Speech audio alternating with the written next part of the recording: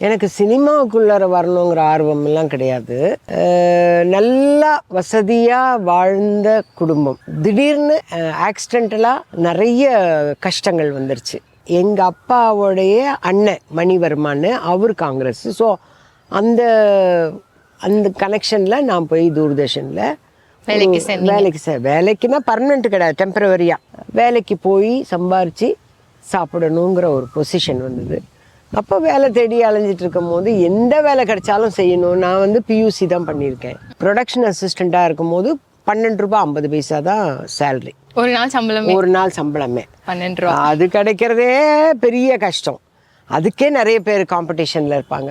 ராணிப்பேட்டைன்னு எங்கள் சொந்த ஊரை விட்டு நாங்கள் எல்லாரும் அந்த தோட்டத்துக்கு வந்தோம்.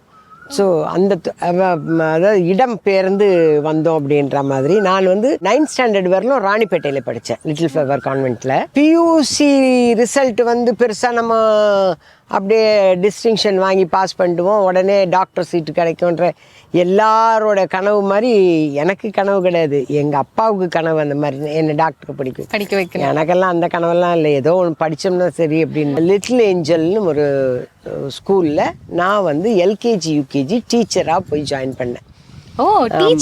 டீச்சர் தான் ஃபஸ்ட்டு ஜாப் நான் பார்த்தது. நான் வந்து நம்ம படித்த படிப்புக்கு எல்கேஜி யூகேஜி டீச்சராக போனோம். டீச்சர் வேலைலாம் இல்லை, அது ஆயா வேலை. பசங்களை தூக்கி இடுப்பு மேலே வச்சுக்க வேண்டியது, சோறு ஊட்ட வேண்டியது, போனால் கூட்டின்னு போய் அங்கே கதை சொல்ல ஆரம்பித்தேன் அந்த குழந்தைங்க கிட்ட. நான் பியூசி படிக்கிற வரலுமே பஸ்ஸில் போனது கிடையாது. பஸ்ஸில் போக வேண்டிய நெசசிட்டி இல்லை எனக்கு. அப்படி ஒரு வாழ்க்கை வாழ்ந்த காலகட்டத்திலேருந்து தடார்னு நாளைக்கு இந்த தோட்டம் கிடையாது, ஒன்றும் கிடையாது, நீங்கள்லாம் கிளம்பி வேறு வீட்டுக்கு போகணுன்னா எப்படி ஒரு நிலைமை இருந்திருக்கும். கிழக்கே போகும் ரயில் அந்த படத்துக்காக ஆர்டிஸ்ட்டுங்க தேடுறாங்க. அது தேடும் போது அப்போ வந்து ஏஜென்ட்டுன்னு தான் சொல்லுவாங்க. இப்போவும் அவங்க ஏஜென்ட் தான். ஆர்டிஸ்ட் கோஆர்டினேட்டர் இப்போ ஸ்டைலாக வச்சுக்கிட்டாங்க பேர்லாம், ஆர்டிஸ்ட் கோஆர்டினேட்டர்னு. அப்போ அப்படியெல்லாம் கிடையாது, ஏஜென்ட். இந்த சீன் முடிஞ்சோடனே சீன் முடிஞ்சு ஆர்டிஸ்ட் ஃப்ரீயாக இருக்காங்களா, உடனே ஒரு சீனை சேரு, அது எதுக்கு வரப்போகுது, எப்போ வரும், எதுவுமே தெரியாது. ஆனால் ஒரு சீன் நடிக்கிறோம். உங்களை வந்து பாரதி ராஜா சார் சொன்னேன். யார் பாரதி ராஜா? எனக்கு தெரியாது. அவ்வளோதான். நம்மளுடைய சினிமா எக்ஸ்பீரியன்ஸ்லாம் எங்கள் பெரியப்பா எடுத்த படங்களை பார்த்ததோட சரி. உங்களுக்கு புதுசாக வந்தவங்களும் தெரியாது. அவர் தான் வந்து 16 வயதில் எடுத்திருக்காரு. அப்படியா அப்படின்னு கதையெல்லாம் கேட்டுட்டு உங்களை வர சொன்னாங்க. எதுக்கு வர சொன்னாங்க? அதில் ஒரு கேரக்டர். நான் சினிமாலாம் நடிக்க மாட்டேன், ஏதோ ஒரு வேலை செய்கிறேன், வரமாட்டேன்ட்டு அனுப்பிச்சிட்டேன். அந்த மாருதி வேன் அப்படியே. Why you have selected housekeeping அப்படி. Sir excuse me sir, really I don't know what is meant by housekeeping and all, what type of work I don't know really. வேலைக்கு போகணும், அது மட்டும்தான் என்னோட thought. Select ஆகி நான் அந்த வேலையை அப்படியே பண்ணியிருந்தேன். இந்த ஃபோட்டோ போனது வந்து அதுக்குள்ளே அவங்க சிகப்பு ரோஜாக்களுக்கு வந்துட்டாங்க. அந்த பொண்ணு கன்னிமராவில் இருக்குது. இப்போ அந்த ஊர்வசி கடையை விட்டு கன்னிமராவுக்கு வந்துடுச்சு. கன்னிமராவில் வந்து என்னை வந்து கேஆர்ஜி சார் வந்து கூட்டிகிட்டு போனார். அவர் தான் ப்ரொடியூசர். எங்கள் அப்பா ஏற்கனவே வெளியில் வேலைக்கே போகக்கூடாது, வேலைக்கே போகலன்னா எப்படி நடக்கும் கதை.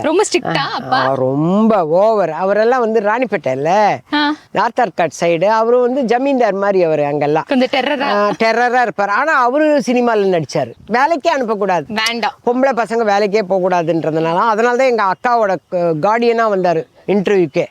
அந்த மாதிரி காலகட்டத்தில் பாரதி ராஜா ஒன்று வர சொல்கிறான், நீங்கள் அவனை ஏற்கனவே அதில் பார்த்தீங்களாமே. அவன் வந்து அவர் பேசுவார், ஏன்னா அவர் பார்த்து வந்தவர். அவரெல்லாம் சினிமாவில் நடிக்க போகிறேன்னு தான் வாங்குவேன். வேலைக்கு போகிறதுக்கே வாங்கின்னு இருக்கேன்.